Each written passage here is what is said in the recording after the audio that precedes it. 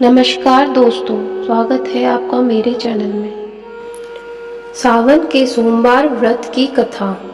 एक साहूकार था जो भगवान शिव का अनन्य भक्त था। उसके पास धन धान्य किसी भी चीज की कमी नहीं थी, लेकिन उसकी कोई संतान नहीं थी और वह इसी कामना को लेकर रोज शिवजी के मंदिर जाकर दीपक जलाता था।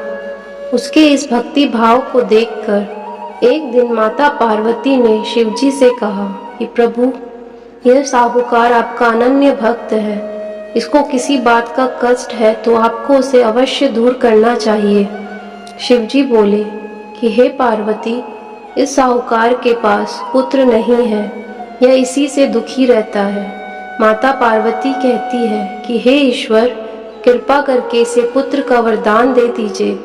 तब भोलेनाथ ने कहा कि हे पार्वती, साहूकार के भाग्य में पुत्र का योग नहीं है।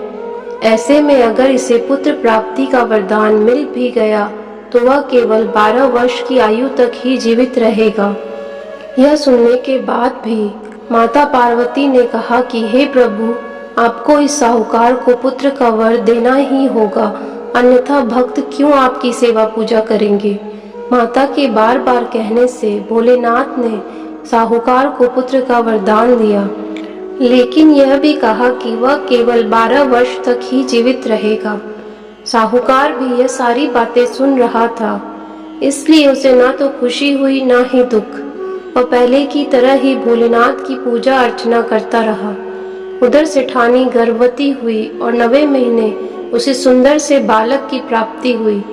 परिवार में खूब हर्षोल्लास मनाया गया, लेकिन साहूकार पहले की तरह ही रहा और उसने बालक की 12 वर्ष की आयु का जिक्र किसी से भी नहीं किया। जब बालक 11 वर्ष की आयु का हो गया तो एक दिन साहूकार की सेठानी ने बालक के विवाह के लिए कहा। तो साहूकार ने कहा कि वह अभी बालक को पढ़ने के लिए काशी जी भेजेंगे। इसके बाद उसने बालक के मामा जी को बुलाया और कहा कि इसे काशी पढ़ने के लिए ले जाओ और रास्ते में जिस भी स्थान पर रुकना वहां यज्ञ करते और ब्राह्मणों को भोजन कराते हुए आगे बढ़ना। वे भी इसी तरह करते हुए जा रहे थे कि रास्ते में एक राजकुमारी का विवाह था। जिससे उसका विवाह होना था वह एक आंख से काना था। तो उसके पिता ने जब अति सुंदर साहूकार के बेटे को देखा तो उसके मन में आया कि क्यों न इसे ही घोड़ी पर बिठाकर शादी के सारे कार्य संपन्न करा लिए जाए। तो उन्होंने मामा से बात की और कहा कि इसके बदले में वह अथाह धन देंगे।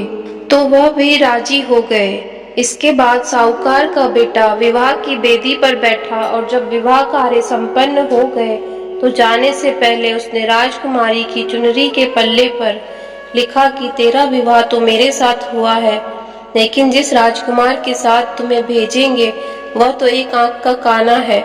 इसके बाद वह अपने मामा के साथ काशी के लिए चला गया। उधर जब राजकुमारी ने अपनी चुनरी पर यह लिखा हुआ पाया तो उसने राजकुमार के साथ जाने से मना कर दिया। तो राजा ने भी अपनी पुत्री को बारात के साथ विदा नहीं किया। बारात वापस लौट गई। उधर मामा और भांजे काशी जी पहुंच गए थे। एक दिन जब मामा ने यज्ञ रचा रखा था और भांजा बहुत देर तक बाहर नहीं आया तो मामा ने अंदर जाकर देखा तो भांजे के प्राण निकल चुके थे। वह बहुत परेशान हुआ, लेकिन सोचा कि अभी रोना पिटना मचाया तो ब्राह्मण चले जाएंगे और यज्ञ का कार्य अधूरा रह जाएगा। जब यज्ञ संपन्न हुआ तो मामा ने रोना पीटना शुरू किया।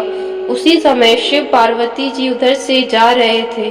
तो माता पार्वती ने शिव जी से पूछा, हे प्रभु, ये कौन रो रहा है।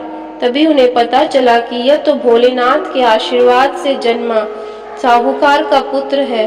तब माता पार्वती कहती है कि हे स्वामी, इसे जीवित कर दें, अन्यथा रोते रोते इसके माता पिता के प्राण निकल जाएंगे। तब भोलेनाथ ने कहा कि हे पार्वती, इसकी आयु इतनी ही थी सो वह भोग चुका, लेकिन माँ के बार बार आग्रह करने पर भोलेनाथ ने उसे जीवित कर दिया। लड़का ओम नमः शिवाय करते हुए जी उठा और मामा भांजे दोनों ने ईश्वर को धन्यवाद दिया और अपनी नगरी की ओर लौटे। रास्ते में वही नगर पड़ा और राजकुमारी ने उन्हें पहचान लिया। तब राजा ने राजकुमारी को साहूकार के बेटे के साथ बहुत सारे धन्य धान्य के साथ विदा किया। उधर साहूकार और उसकी पत्नी छत पर बैठे थे।